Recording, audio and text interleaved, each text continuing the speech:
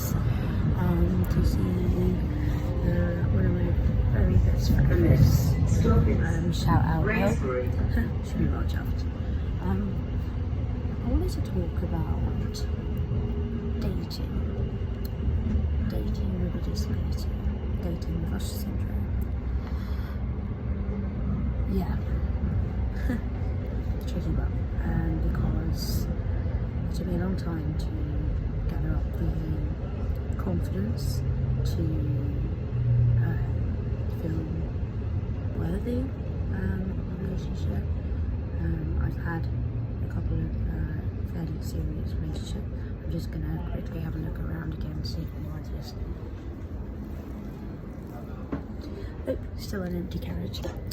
Not weird. And though I've had a couple of serious relationships and they've ended badly, I have been in relationships where guys have sort of said, you know,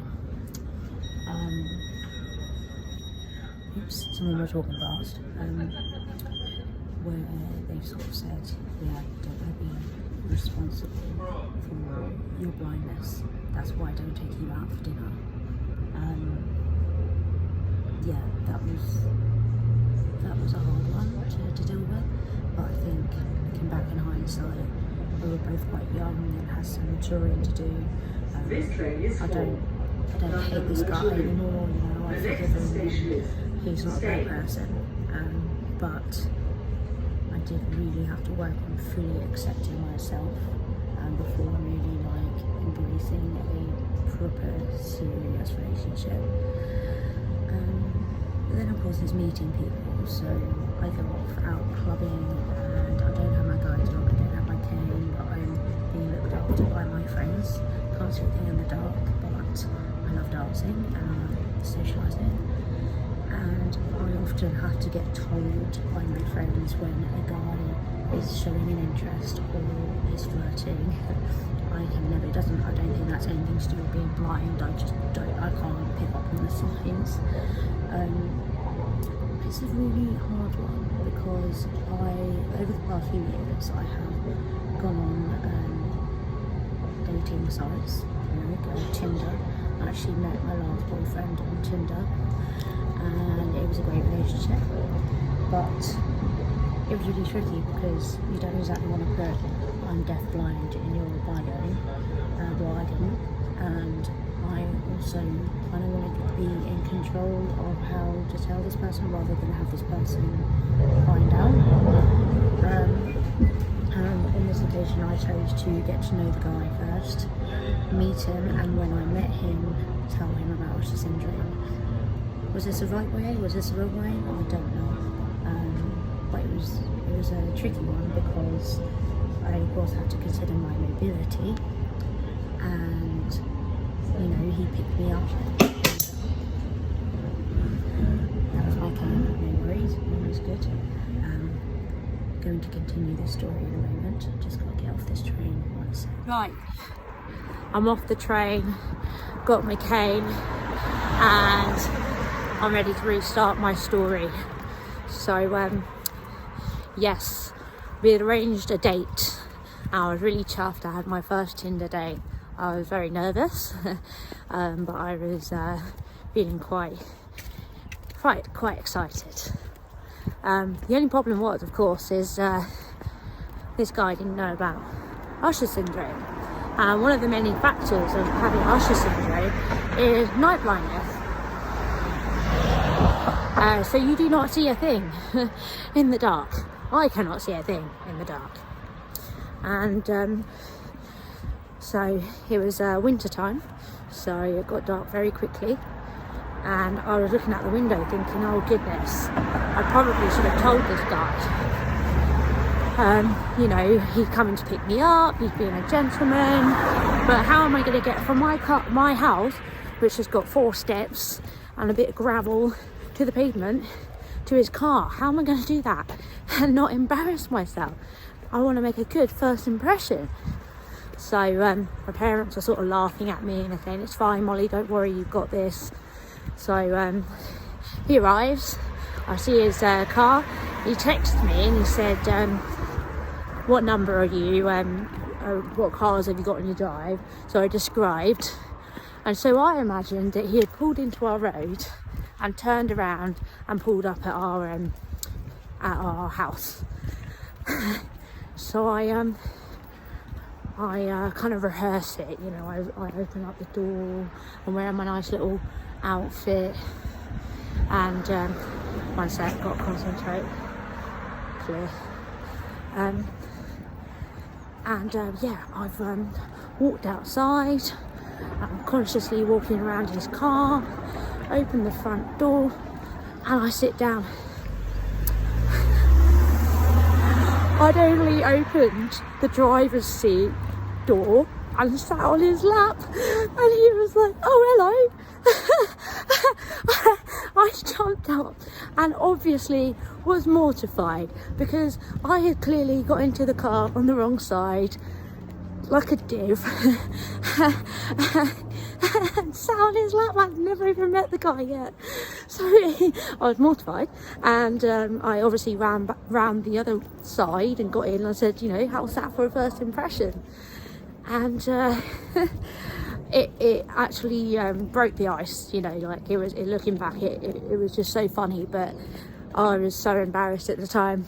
And as it happened, we went out for the meal, and he had booked us a table, everything was lovely, and he started asking me questions about what I do and what's a charity work, and of course everything I do really stems from the fact that I have Usher syndrome.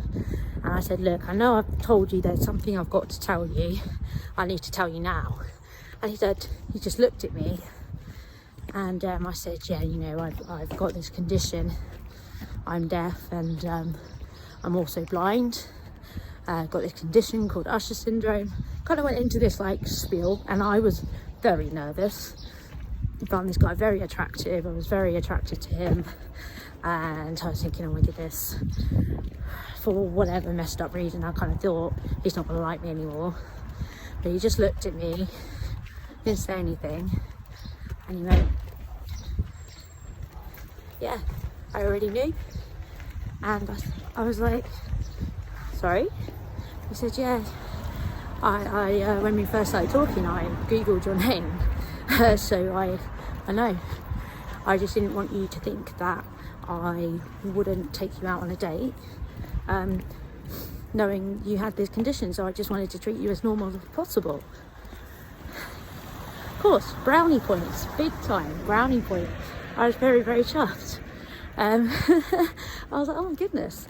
And it was really lovely, and yeah, we had a good little relationship.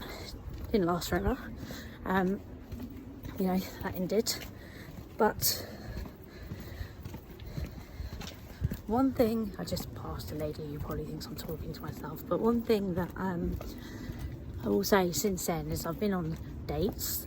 I've done it slightly differently, where I've kind of just told them up front, I've got Usher syndrome, this is what it means, please don't treat me any different, you know. And I've had a mixed response, but it's so not easy, because I'll be frank, I don't really want to be in this dating scene anymore. I'd quite happily settle now, but obviously it doesn't really work like that, and you kind of do have to go out and meet people. But I think it's so difficult when you have a disability, because you not only are meeting a new person, you've got to have that self-confidence, not only in yourself, but in the fact that you have a disability, and that you're not necessarily proud, but you're not like ashamed to be you, and that it is, and you acknowledge it's a part of you, and you need them to know in order for you to be safe. And you know, ultimately they should be there to look after you, and you know, whether you're a guy or a girl, you know, both ways. It's just so hard. It's really hard, I think, for anyone, let alone if you've got a disability. But I just wanted to jump on and talk about it, because it's something that I talk about a lot, and it's not that I don't get the interest or anything. I do. Sometimes I just don't feel confident enough to go out and meet new people.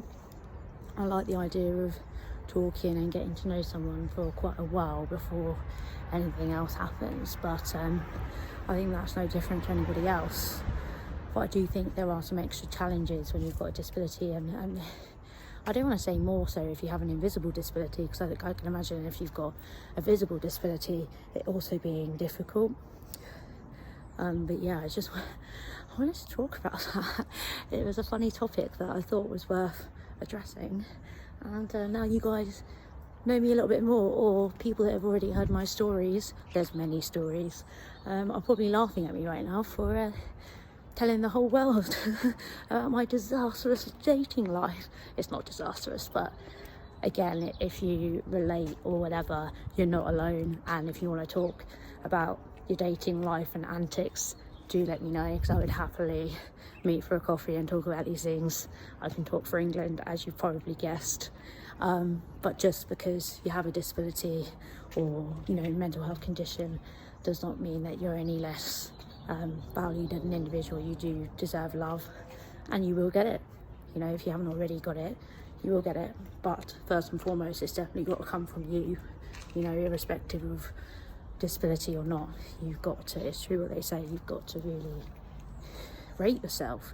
You've got to believe that you deserve this, and